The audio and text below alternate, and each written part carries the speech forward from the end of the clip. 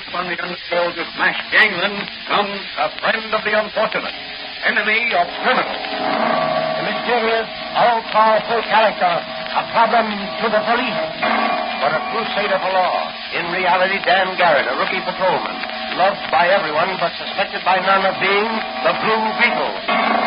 As the Blue Beetle, he hides behind a strange mask and a suit of impenetrable blue chain armor, flexible as silk, but stronger than steel.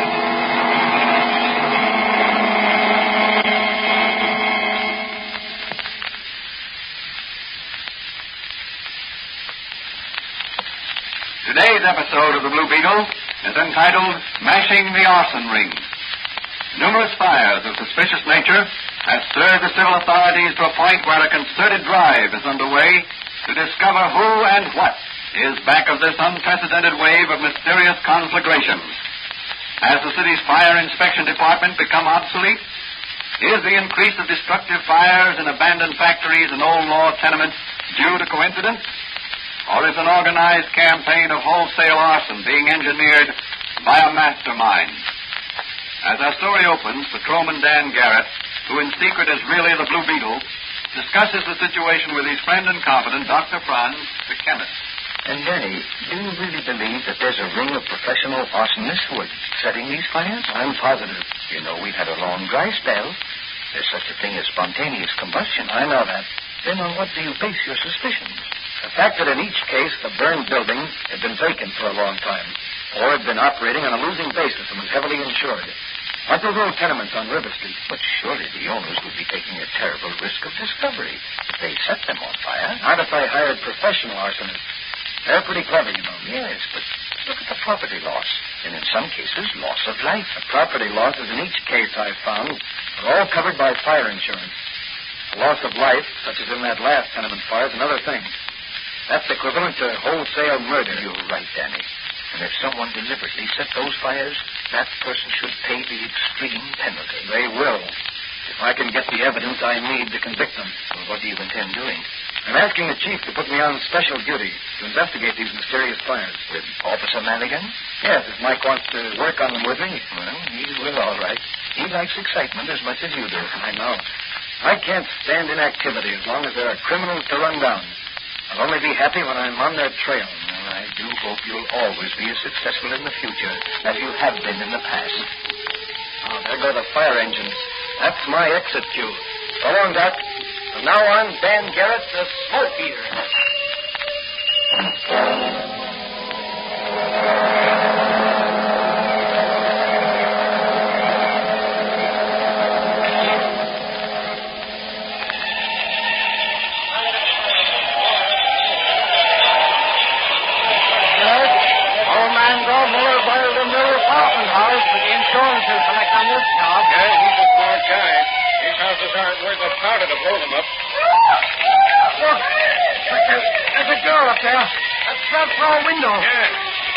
She'll be killed if she does. Hey, don't jump. Look, there's a cop warning her not to jump.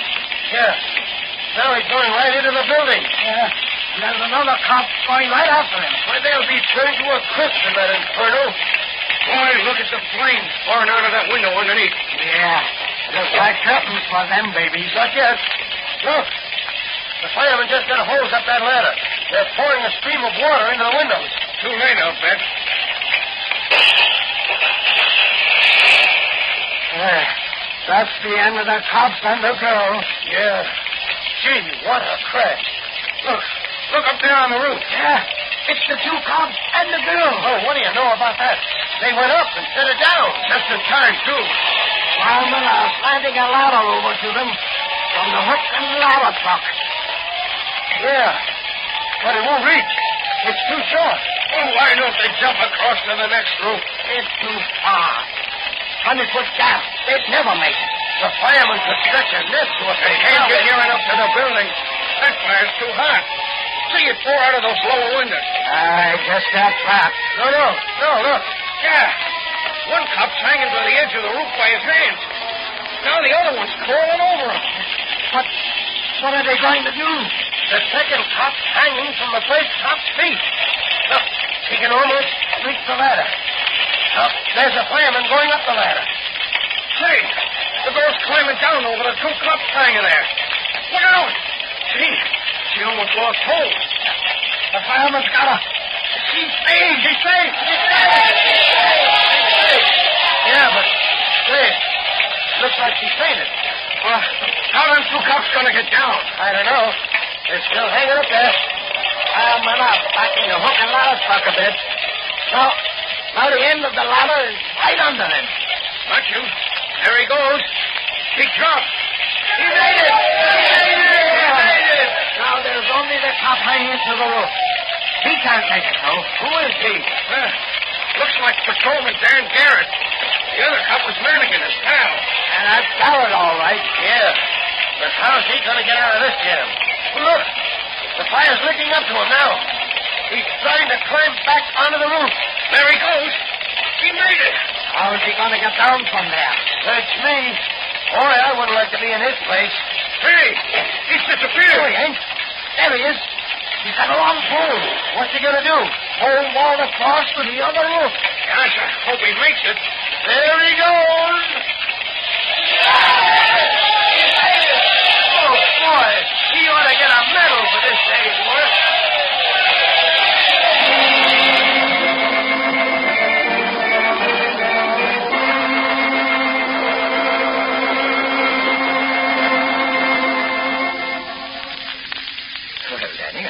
I understand you distinguished yourself at the fire today. I almost extinguished myself. It was all I could do to hold on when Mannigan and the girl were both hanging on to me.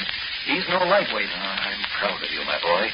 That took nerve. You've got to have nerve to make good on the police force. I know, but you covered yourself with glory. The important thing is, I got some valuable information. Yes? From whom? The girl I rescued, Elsie Williams. Yes? I talked to her at the drugstore where the fireman took her when she fainted. She worked for Gordon, sort of a secretary and rent collector. Is that how she came to be in that building when the fire started? Yeah, she was collecting rents. She told me she saw a one-armed man leave the cellar entrance in a hurry as she entered the building. What's suspicious about that? He might have been a friend of the janitor. Miss Williams told me that she'd seen him in a huddle with her employer early this morning, before the fire. But that still doesn't prove anything. Wait. As he left, she heard him say to Gordon, "Don't worry, your troubles will soon be over. We won't miss." Has Gordon been having trouble of some sort? Yes, financial trouble. Been losing money on his houses. He also has a loft building that's been empty for months. That certainly looks suspicious. Yes. And I figure my trail begins with Mr. Gordon. Well, what are you going to do? Call upon Mr. Gordon and make him talk.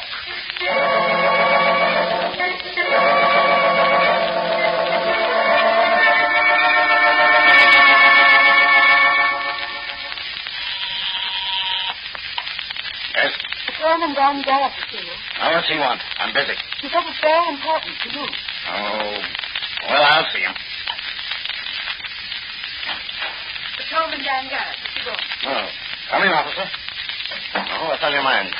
Very busy this afternoon. Fire this morning and everything. Very upsetting. Very financial loss. To you or to the insurance company? What's that? I asked you to whom the fire was a heavy financial loss.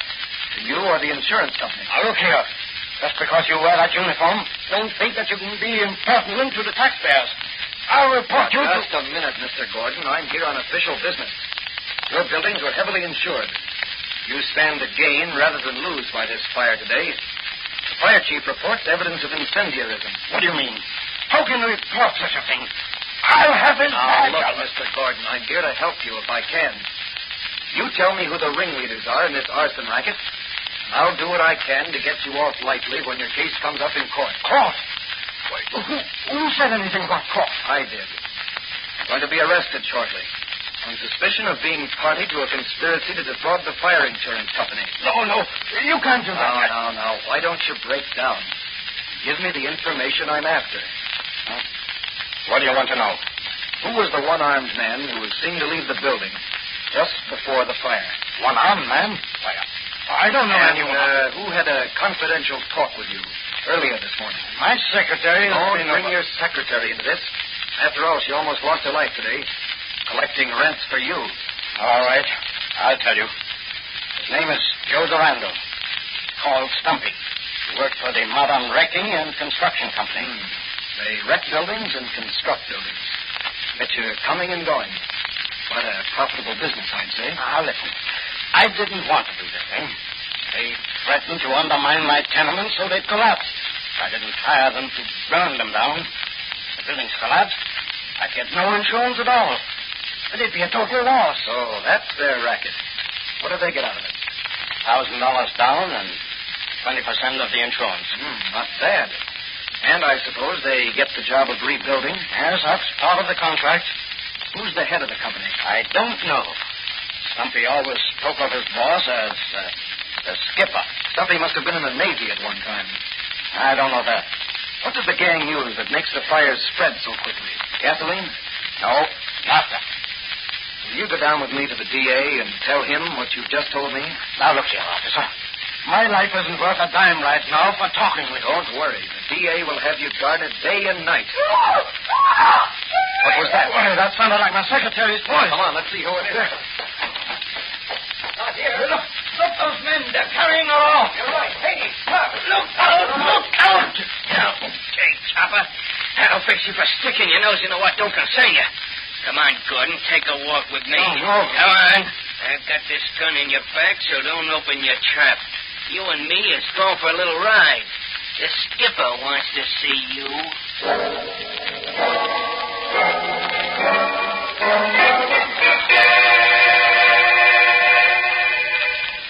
Later that evening, high up in one of the city's skyscrapers, Stumpy is reporting to his skipper. You see, it was like this, Skipper. Yes? I seen the copper go into Gordon's office.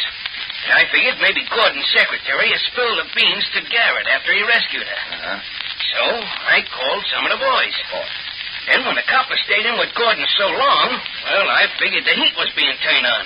So I decided to pick up Gordon as well as the girl. You took a terrible risk by kidnapping them in broad daylight. Well, what else could I do, Skipper? The heat was on. Where are they now? I got them tied up in one of your barges down at the end of River Street. You bring them out to my yacht about midnight. We'll see how much they've spilled to the police. Okay, Skipper. And keep away from waterfront saloons. If you get drunk tonight, you're all through. Sure, Skipper. You can trust me. I won't take not even one drink. You'd better not if you know what's good for you. I've got a couple of jobs for you tomorrow, and I want you sober. Well, you can trust me, Skipper. I know where my bread and butter comes from. All right. Remember that.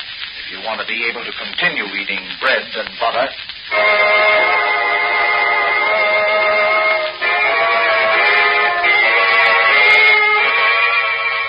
What will happen to Elsie Williams and the brave little secretary? Will Gordon be bumped off for talking? Can Dan Garrett recover from the blow on the head in time to catch the thugs? Or will he lose the trail completely?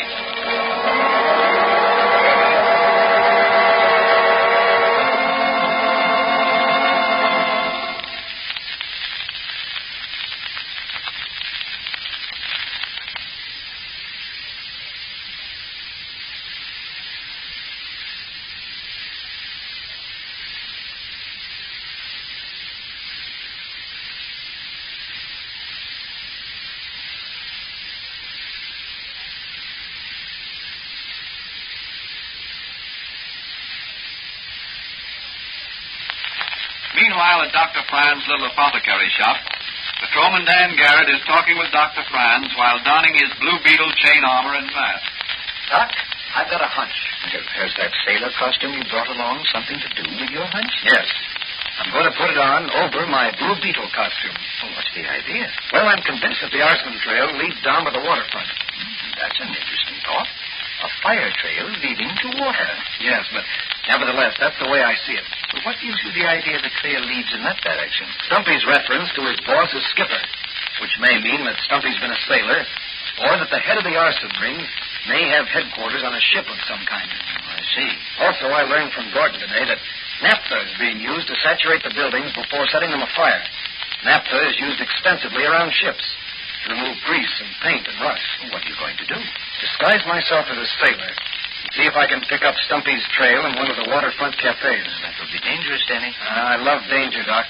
When it's in the line of duty, or part of my crusade against crime. Well, you'd better let me change your face a bit with some makeup. I'd act a little tipsy if I were you. It would be more convincing. Say, that's a great idea. I'll hide my Blue Beetle mask until I go into action as the Blue Beetle. And when I do, some people are going to get a big surprise.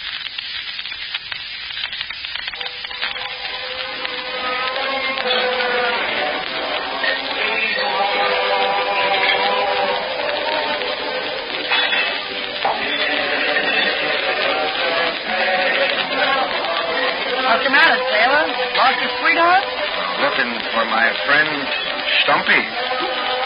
Lost my pal Stumpy. You know Stumpy? Sure, I know Stumpy. Gotta find Stumpy. What do you want with him? He's gotta give me a job. He's my pal. Said if I ever wanted a job ashore, he'd steer me into a good job. Well, I ain't seen him. Maybe you could find him down at the end of River Street. End of River Street? What's Stumpy doing down there? Sometimes he sleeps on one of the modern wrecking and construction company's barges. Oh, that's swell. Promised me a job, he did. I'll go find him and buy him a drink. Oh, Stumpy! Stumpy! Stumpy!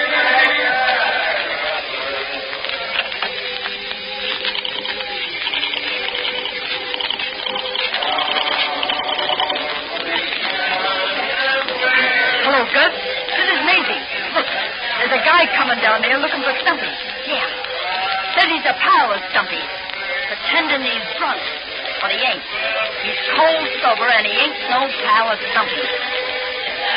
Okay, goodbye.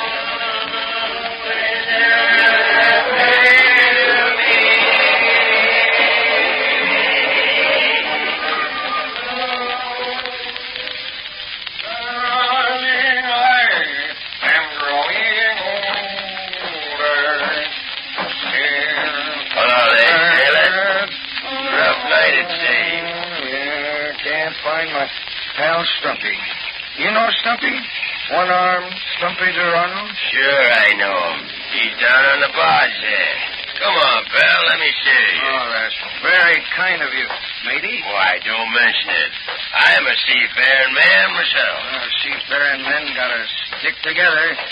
Stumpy's a seafaring man. Now, watch your step, matey. Yeah, here's the barge. Stumpy will be glad to see an old friend. Stumpy. You'll find him right down there. And if he ain't down there now, you can talk to the rats until he comes. Hey, that's you, Gus? Yeah. What are you doing? I just knocked an old pal of yours into the hold of this scow. Who was he? I don't know. But Maisie phoned he was asking for you and playing drunk up at the cafe. Yeah, probably a dick. Yeah. Well, what'll I do with him? Put the hatch cover on him. Pile some bags of sand on it. I'll go up and phone the skipper at the office. Okay, I'll take care of it. If this egg in the hole gets noisy, open up the hatch and fill the hole with sand. That'll keep him quiet for a long time.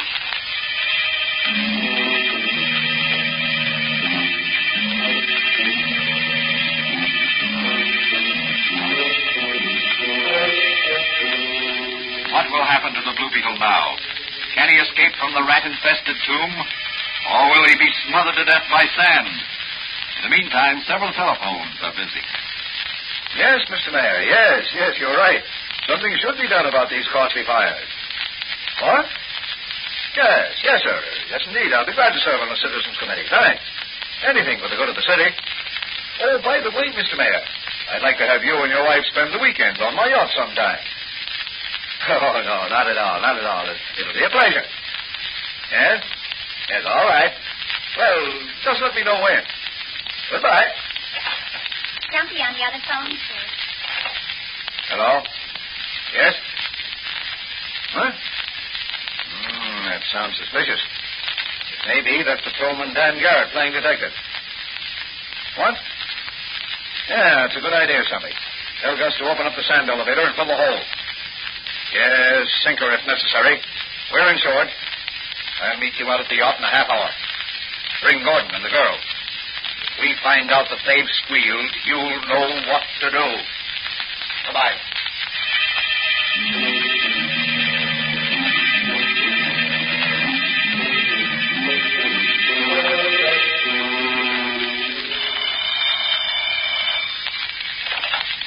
Hello?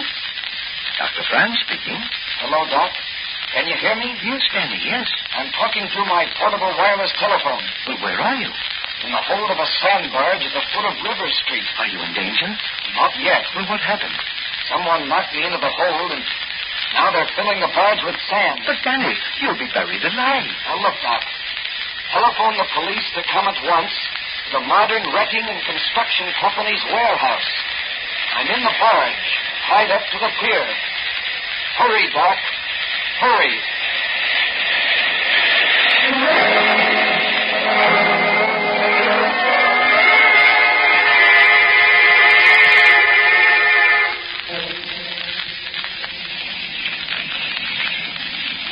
Where are you taking us?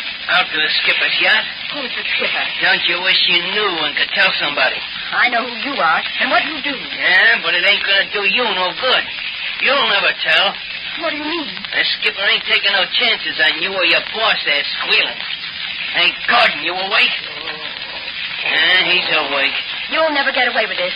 Patrolman Dan Garrett is on your trail. So you did squeal. That's who the guy was that Gus knocked into the hold of the sand barge.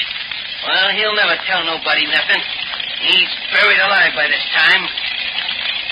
Well, that must be the skipper now, on his way out to the yacht. We'll both make it about the same. Yeah. Or maybe it's someone. Pipe down or I'll slap you overboard. I should have left a gag in your mouth. That's what a guy gets for being soft-hearted. Okay, Skipper? Yes. Are you coming? Yeah. Keep that short quiet. Pull him into the yacht. Okay, Skipper. Now, just for yelling, I'm going to gag you up again. That'll hold you.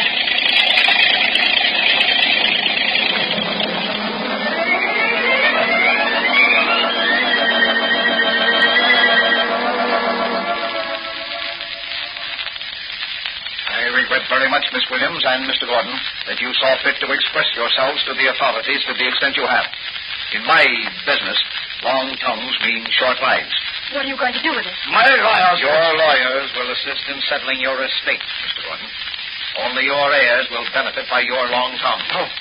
No, you can't mean that. That's my meaning very quickly, Mr. Gordon. We're all going for a little sea voyage. But you and Miss Williams aren't coming back. The Blue Beetle. Yes, the Blue Beetle. Stumpy. Drop that gun, Stumpy. You might injure the young lady. Why, you... Hurry. Hold you, you murderous arsonist. It won't save you. Your racket is smashed. Your cloak of respectability will no longer shield you. Listen, you guys, now, Dowie. Don't let this guy bluff you. Grab him. Don't move, any of you. I'll blast you with my ray gun. Police will never take me alive. Stop him. Stop the skipper. He's going to jump I overboard. live by fire, and I'll die by water.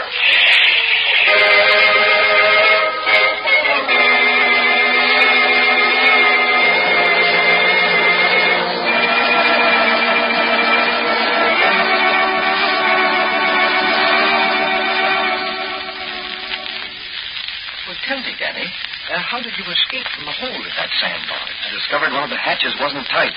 So as the hole filled with sand, I climbed up in the sand, raised the hatch, and crawled out. That was a narrow escape. Yes. Well, what did you do then? I heard a girl scream across the water, so I figured it must be Miss Williams' voice. I dived overboard, swam out to a speedboat moored nearby, and climbed aboard. Luckily, I found the ignition key in the switch and started her up. The rest was easy. Drove the boat out to within a quarter mile of the yacht Typhoon, dived over, and swam out to her. From then on, it was just a matter of getting aboard without being seen. You certainly had an exciting night. Yes, but that's what the Blue Beetle craves. Oh, by the way, Danny, did they find the skipper's body? Not yet. Well, as he said, he lived by fire and died by water. My, what a strange epitaph. Yes. But I'd prefer one which would read, "Here sleeps the Blue Beetle. He did his job now, and rests in peace." And that's just what I'm going to do. Good night, Doc. A fire nor flood can turn me from my self-appointed task. I'm going to get some sleep.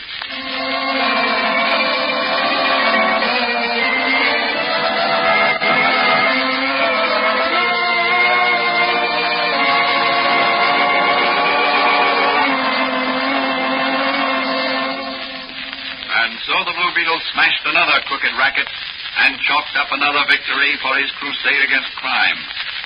Further adventures of Patrolman Dan Garrett will be presented in the next episode of The Blue Beetle.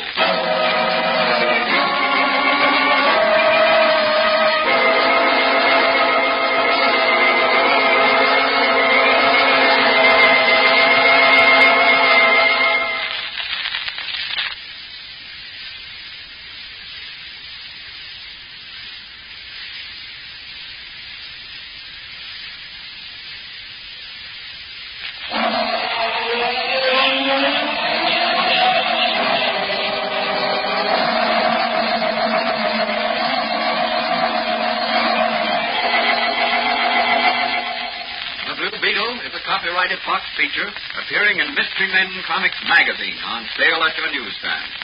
The Blue Beetle is on the air twice a week on this same station. Consult the broadcast schedule in your local newspapers. And don't forget to listen in.